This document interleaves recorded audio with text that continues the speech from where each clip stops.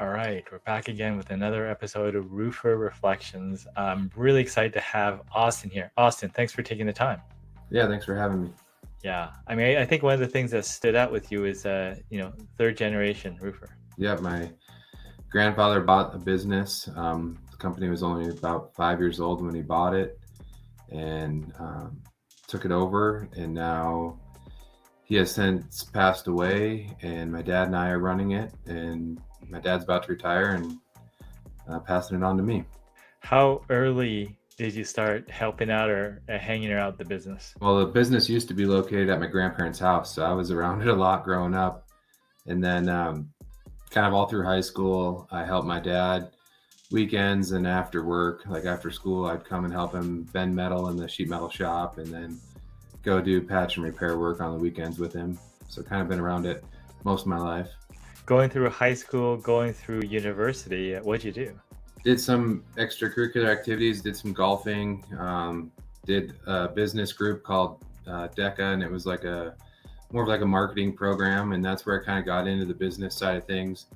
And then went to college for a couple of years, did the business marketing, but then kind of had some struggles and just got into the roofing. My dad needed some help, and got into it, and just kind of through school of hard knocks, kind of worked my way up through the industry to be where I'm at now. Yeah, I mean, it sounds like, you had a few different ideas. I mean, obviously growing up through high school, university, there's just a lot of, growth and learning that anyone goes through that. But walk me through that. And did you try a few things? When did you decide? What was the turning point? Walk you through any of that. Well, I always grew up saying I wasn't going to be a roofer, and then you kind of get into it, and it's not that bad, and then you just find yourself growing, and the pay raises are nice and things like that, but it's just kind of a community you start to get into.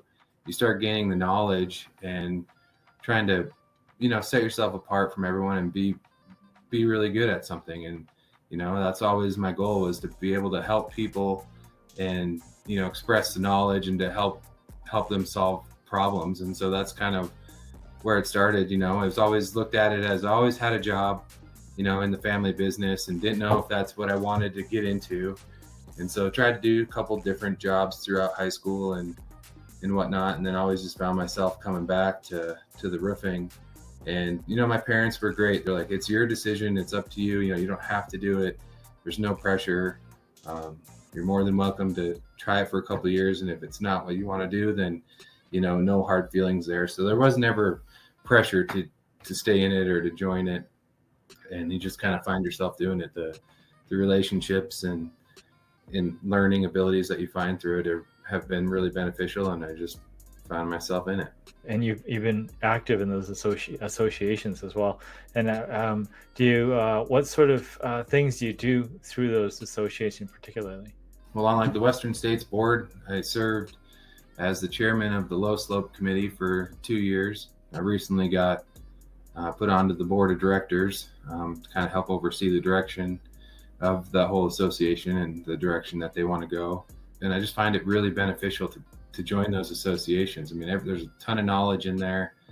Everyone has issues with certain materials or certain, problems within the industry. And we have a great technical team in there that help kind of diagnose those problems and, figure out what is the root cause of the problem and how can we fix it, and bring to the attention of not only just the roofers and the membership of that association, but also to manufacturers, and say, hey, look, your product that you're producing, it's a great product, but it does have some flaws, and this is what we've noticed over different studies. And then there's just not only from technical side of things, but even joining those groups, there's legal side, like with Trent Cotney, who's the legal advisor for the Western States. I mean, he's got a wealth of knowledge. And there's a new safety director, Steven Zazadil, and he's developed a safety app for the membership. And that's always great, because safety is always on the forefront of everyone. You want your employees to work hard for you, but you also want them to go home at night to their families. And that's a big thing. So combining all those things is so beneficial to an owner and a roofing company, that the knowledge and stuff that's all there, it just helps everyone out.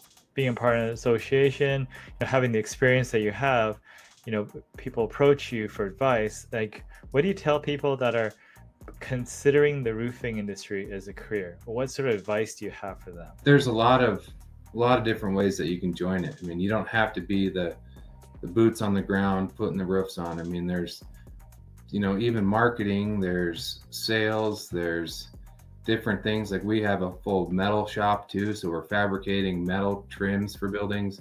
There's just a lot of different job opportunities within the business. And so it's, if you come to me and say, hey, I really am interested in joining, but I am afraid of heights or whatever, and I can't get on a roof. Well, okay, great. I have this position available, or I can teach you to become an estimator or something like that. And so that way they can still get into the business. There's a lot of growing, businesses are always growing. So there's always a lot of opportunity. And so it's not, if they can get over that stigma of, oh, you have to be boots on the ground and putting the roof on. If we can get past that and realize there's a lot of open doors within the industry, then I think that would help grow it as well. Just don't be afraid to step in and join. I mean, the job market, I mean, there's tons of jobs out there right now and everyone's looking to hire. So, be willing, be open to come into the roofing industry. Sometimes it gets a bad rap, but it's really great. It's really giving.